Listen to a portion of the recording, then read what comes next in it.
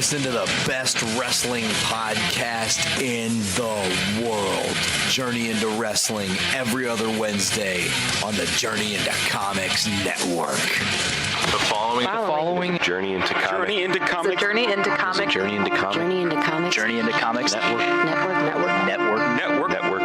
Production.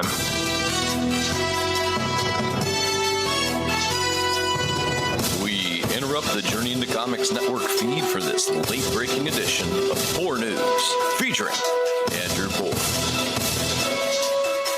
Welcome back, ladies and gentlemen. This is episode 2 of Puhr News. Yes, Puhr News, the topic that covers all things political, government, international news, U.S. news, all of that fun stuff, and everything, everyone's favorite, President Donald J. Trump. And I use president loosely or sarcastically or with quotes because a lot of you don't find Donald Trump to be your favorite president, and there's definitely a lot of reasons why. More on that later. But jumping in, involving what was recently the worst hour of Donald Trump's presidency that had just happened. This is from Tuesday, August 21st. Two massive clouds have been hanging over Donald Trump's presidency for months, broke open almost simultaneously on Tuesday afternoon and poured rain all over the president. Between 4 p.m. and 5 p.m. Eastern Time, two narratives, both disastrously bad for Trump, emerged. Number one, Paul Manafort, the man who spent 5 critical months leading Trump's campaign in 2016, was found guilty of 8 financial crimes.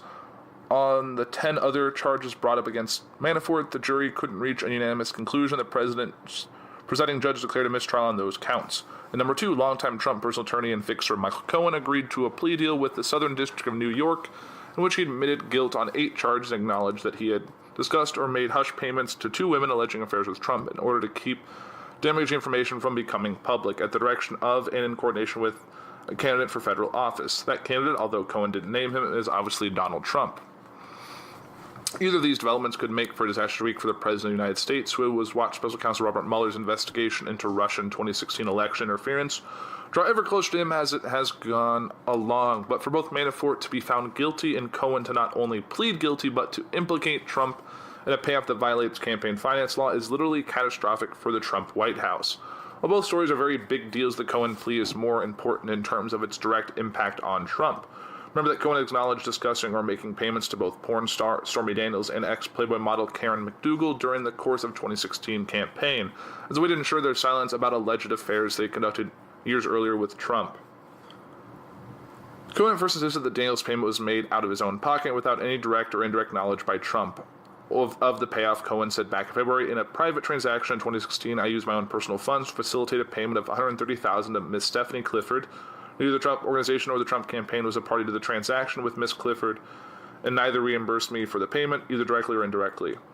In New York City court on Tuesday, Cohen admitted that wasn't true. He had sought to keep the payments as well as their source out of the public eye in coordination and at the direction of a candidate for federal office. And those 12 words are very, very, very big problem for Donald Trump. Here's why. On April 12th, Trump was asked about the Stormy Daniels payment by reporters. Here's the exchange. Reporter, do you know about the $130 payment to Stormy Daniels? Trump, no. Reporter, then why did Michael Cohen make the payment if there was no truth to her allegations? Trump, you'll have to ask Michael Cohen. Michael's my attorney, and you'll have to ask Michael. Reporter, do you know where he got the money to make the payment? Trump, no, I don't know. We've already learned, thanks to Trump lawyer Rudy Giuliani, that Trump paid Cohen back the $130,000 that was funneled through a shell company known as Essential Consultants LLC to Daniels, but even the admission still gave Trump some level of plausible deniability. Sure, he was regularly paying Cohen a retainer to fix problems, but Trump never knew that about any of the details of the payment or what they were for. Except that it's no longer accurate. According to what Cohen said as part of the plea deal, if Cohen was contemplating the payment to Daniels McDougal at the direction of and in coordination with Trump, it is possible the president's statement made aboard Air Force One back in April to be accurate, literally impossible. What that means is if Cohen's plea is to be taken at face value, which the Southern District of New York quite clearly does, is that Trump may not only have sought to run his campaign finance laws in coordination with Cohen in hopes of keeping allegations about his romantic life private, but also lied about it. That is a massive deal. Massive. Now on to Manafort. There's a tendency among some of the immediate aftermath of the ruling to point out 2 bits of alleged good news for Manafort Trump. 1, 10 of the 18 charges have been declared a mistrial, and B, the charges all dealt with long time before Manafort came into Trump's orbit. What that overlooks is that A, even if the 10 other charges aren't retried, Manafort is going to spend years in jail, and B, Manafort was Trump's lead campaign operative for an absolutely critical time of Trump's ascent to the presidency. No matter what Trump says now about how little Manafort did in the campaign or how short a period of time he spent on the campaign, the fact of Manafort's essential role with the campaign is indisputable, and at the very least, Trump's decision to hire Manafort badly undermines the president's oft-repeated promise on the campaign trail that he would only hire the best people in his White House. Trump's former campaign manager has now been found guilty on 8 felony charges of financial wrongdoing. You can't just wave that off, or we should have just waved that off. I wrote recently that the next 2 weeks would be an absolutely critical moment for Trump's presidency, for the broader Republican Party, and for the country. Now, in the space of a single hour, 2 massive dominoes have fallen, and they both landed on Trump. While the Manafort news is more of a glancing blow, the Cohen plea deal is, without question, the biggest problem for Trump personally that has emerged publicly to date. We're talking about the President of the United States being implicated in the purposeful and coordinated attempt to break campaign finance laws, and to do so in service of keeping allegations about his private life out of the public eye during a campaign for the highest office in the land, and obviously won just 11 days after Cohen paid off Daniels. It's the stuff of nightmares for Trump and his inner circle, sure, but it also poses huge risk for a Republican Party that was largely tolerated Trump's radical presidency in hopes of securing things like long-term conservative dominance on the Supreme Court or a tax cut law, which can or will the congressional leaders within the party say, particularly given the 2018 midterm election is now less than 100 days away. This is a day and an hour the Trump operation in the broader Republican Party is dreaded, and likely had come to believe might never arrive, but here we are. We don't know the hour or the day the Mueller report will be released, but that might be the only hour that could eclipse the disastrous 60 minutes Trump endured on Tuesday. So let's see what comes of this. I know people were saying after this came out that impeachment was definitely on the horizon, but impeaching Donald Trump is not the way to defeat Trumpism. Even after Cohen and Manafort, any move to oust Trump is likely to fail and won't tackle the white nativism he champions. Donald Trump's iniquities need no rehearsing here. The U.S. would be better off without him as president. His departure would be good news for the rest of the world.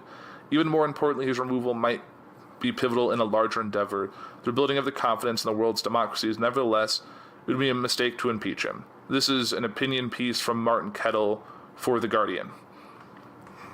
This has been a devastating week for Trump. His personal lawyer, Michael Cohen, think Tom Hagen, to Trump's Vito Corleone, has pleaded guilty to 2 campaign spending law violations that directly implicate Trump in authorizing hush money payments.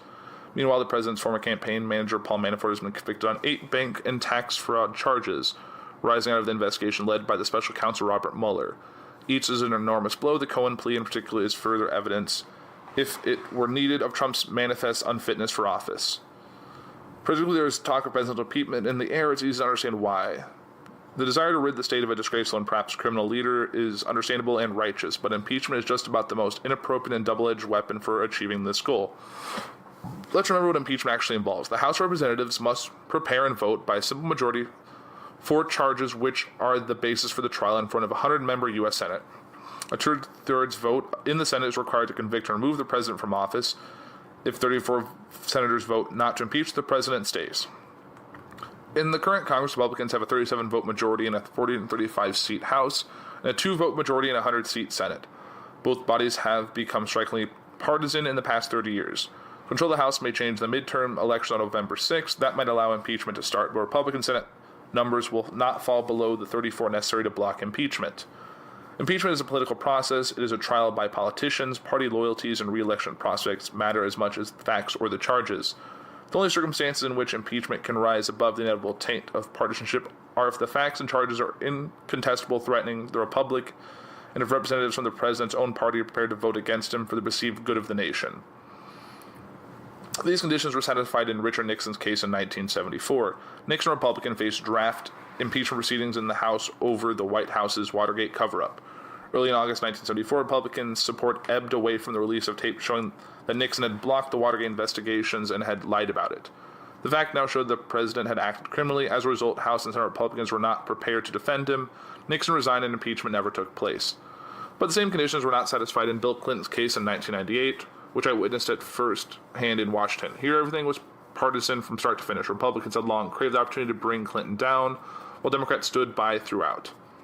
The criminal charges of perjury and obstruction of justice were far less weighty than those in Watergate, and the process was both polarized and polarizing. Public opinion rallied behind Clinton, and the charges were thrown out. Clinton left office 2 years later with some of the highest approval ratings of any president.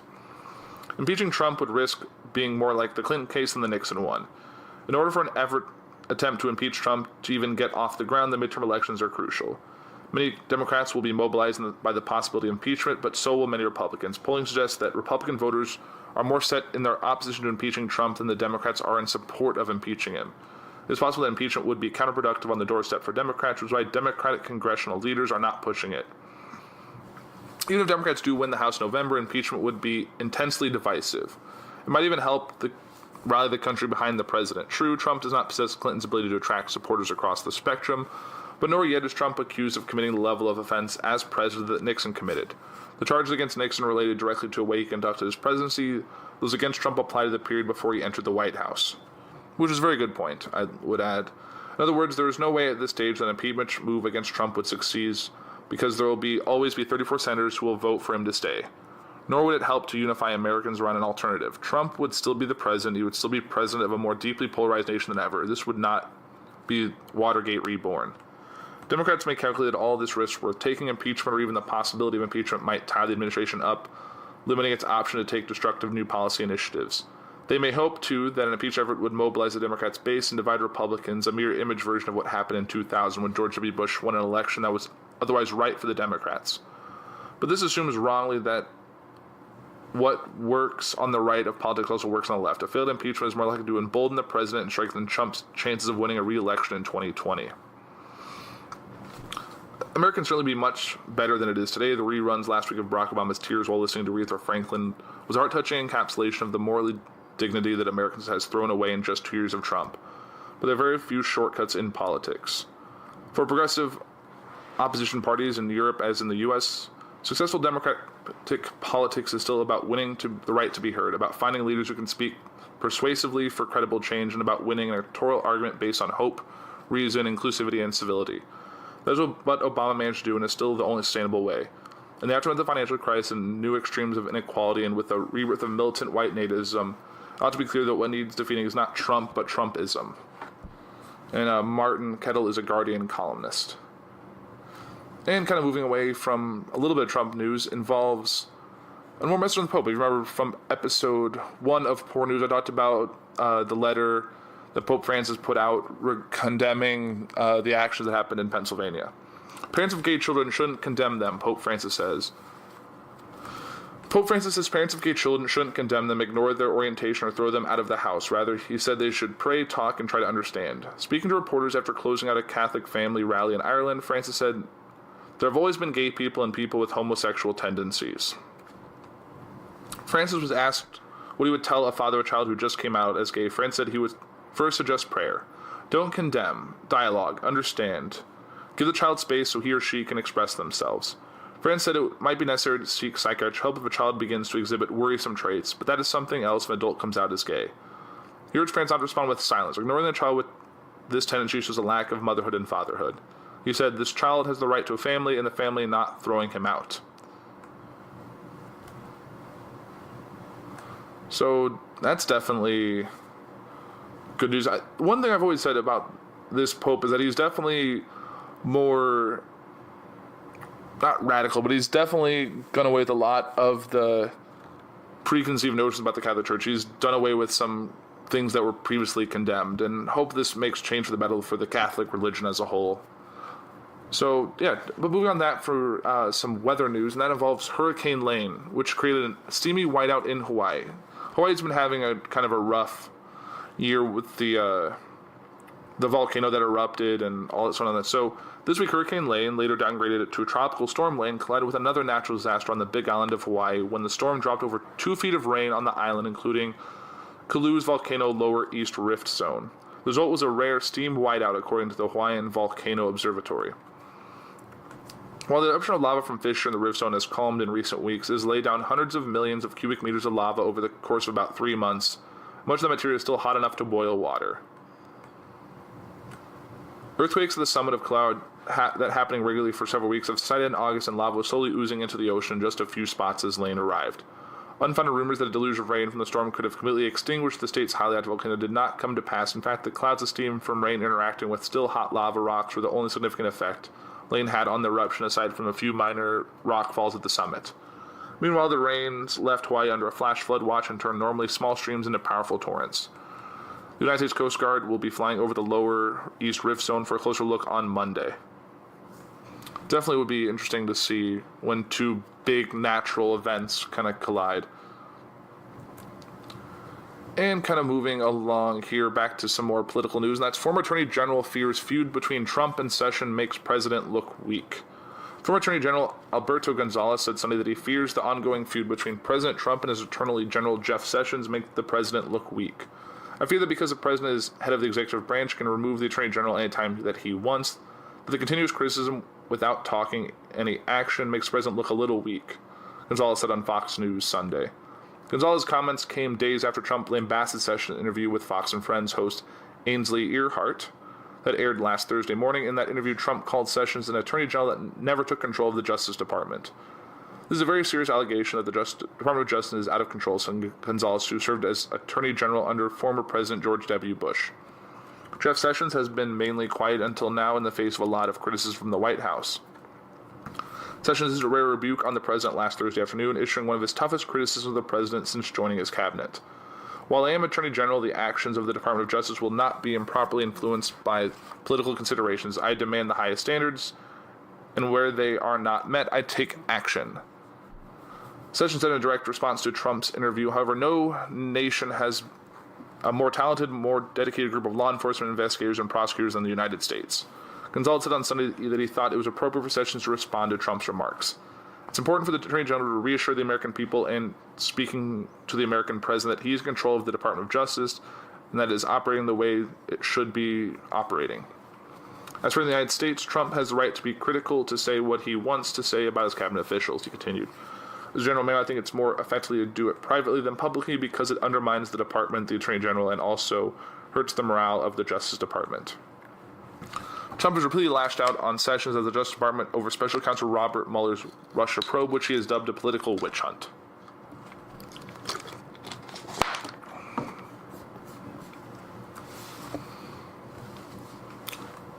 Mollie Tibbet's killing fuels Republican immigration attacks ahead of midterms. President Donald Trump has repeatedly used the killing of 20-year-old college student Mollie Tibbet as fuel for a new round of political attacks less than 3 months out of the midterm elections. Republicans are increasingly following suit, both in Iowa, where authorities on Tuesday charged with Tibbet's murder, a man they say is an undocumented immigrant, and in other states where immigration policy could affect both primary and general election contests. What happened to Mollie was a disgrace, and our hearts go out, Trump said while speaking to Republicans in Ohio on Friday. After mentioning 2 other examples of crimes committed by an undocumented immigrant, he added Democrat immigration policies restoring innocent lives and spilling very innocent blood. We believe that any party that puts criminal aliens before American citizens should be out of office, not into office. Trump also posted a video on Twitter this week in which he used Tibbet's death to attack Democrats over immigration policy. Mollie Tibbet's an incredible young woman, is now permanently separated from her family, he said.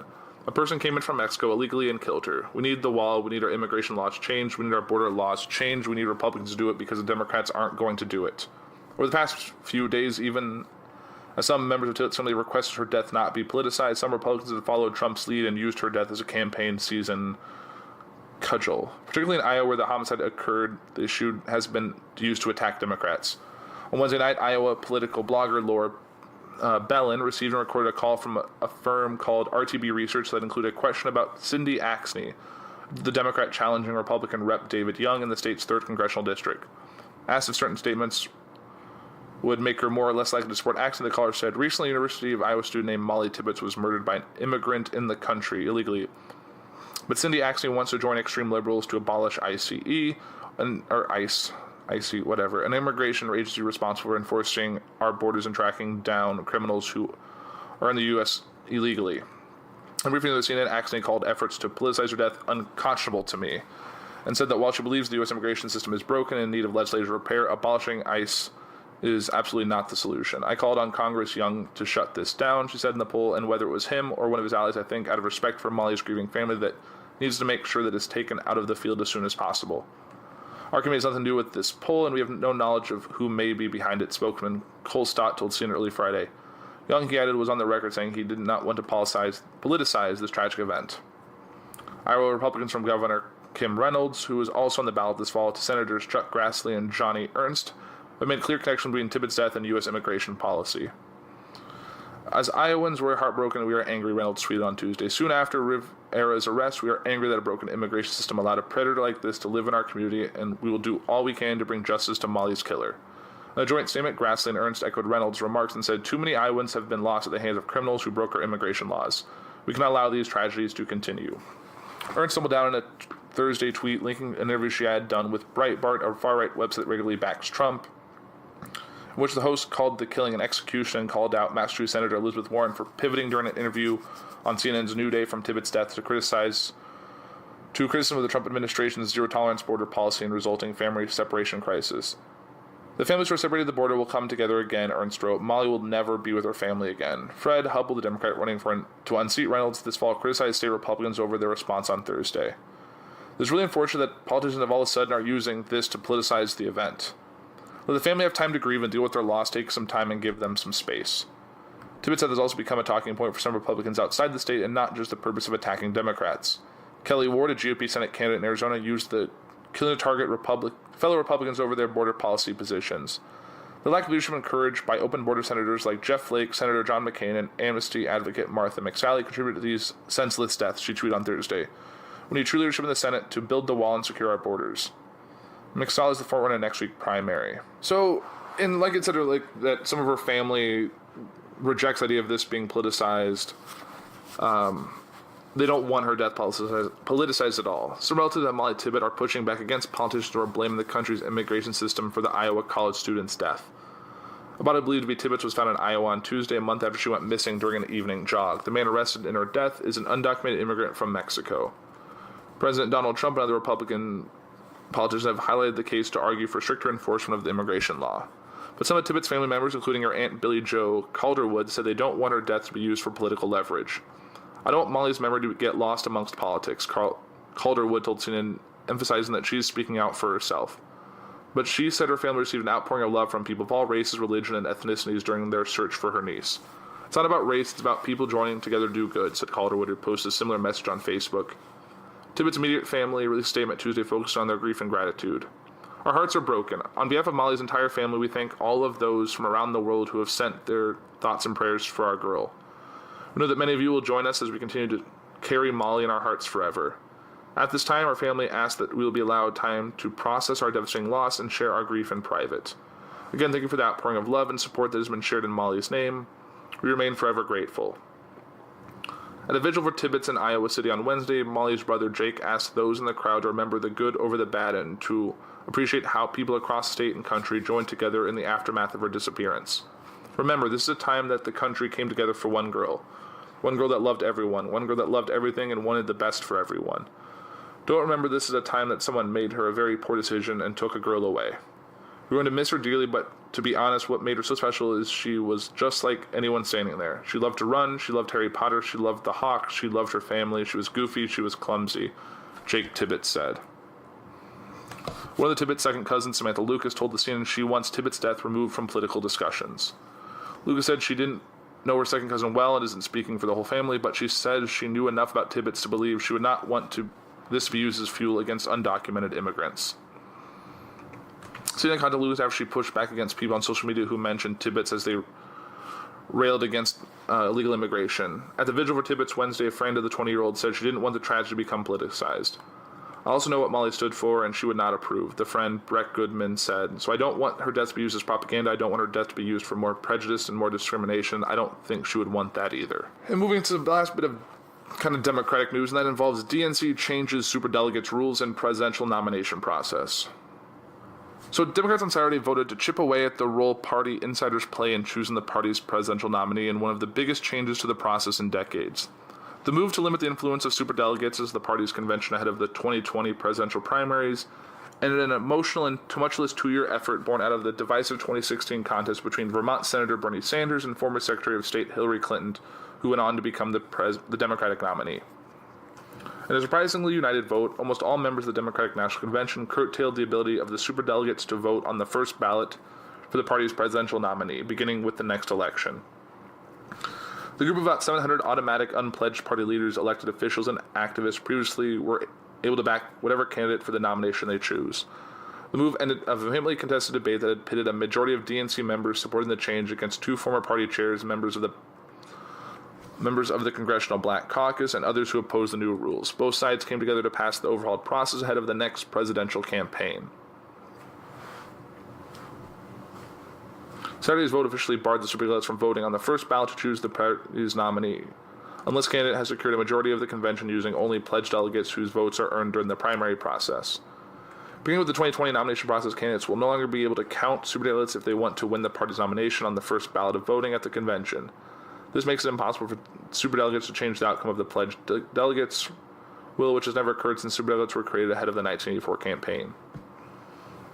Today is a historic day for our party, said DNC Chair Tom Perez. We passed major reforms that will not only put our presidential nominee in the strongest position possible, but also help elect Democrats up and down the ballot across the country. These reforms help grow our party, unite Democrats, and restore voters' trust by making our 2020 nominating process the most inclusive and transparent in our history.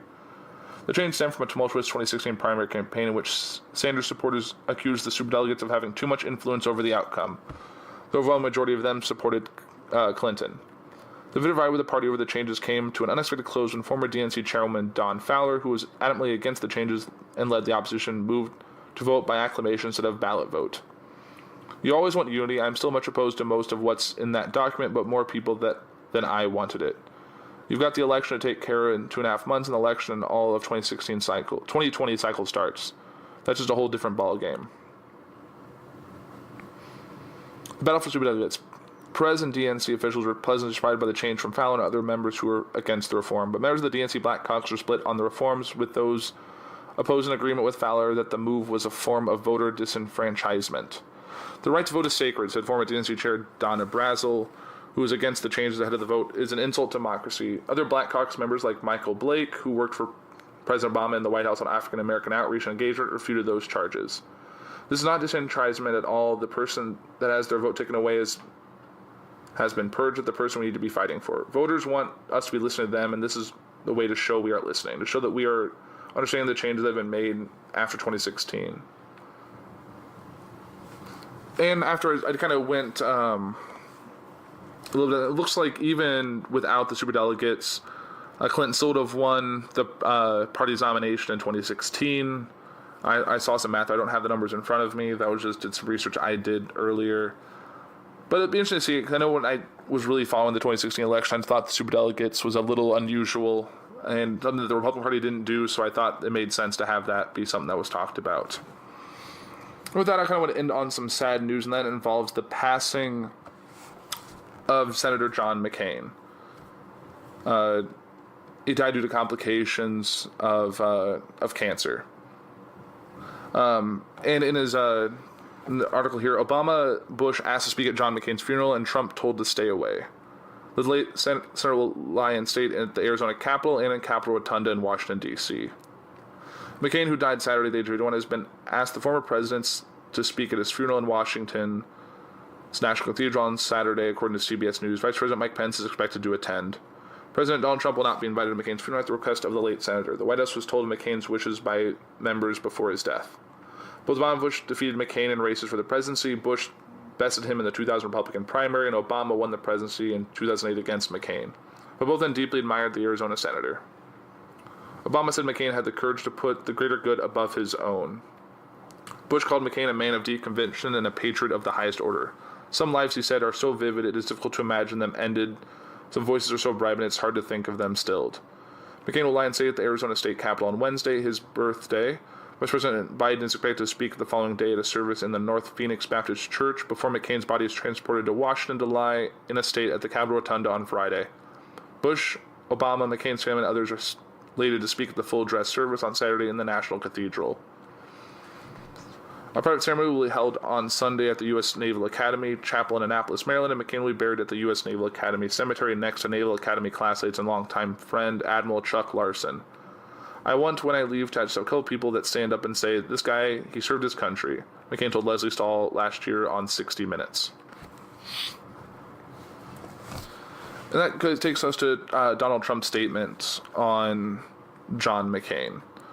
So President Trump reportedly rejected sending out a statement praising Senator John McCain, opting instead to write a short tweet.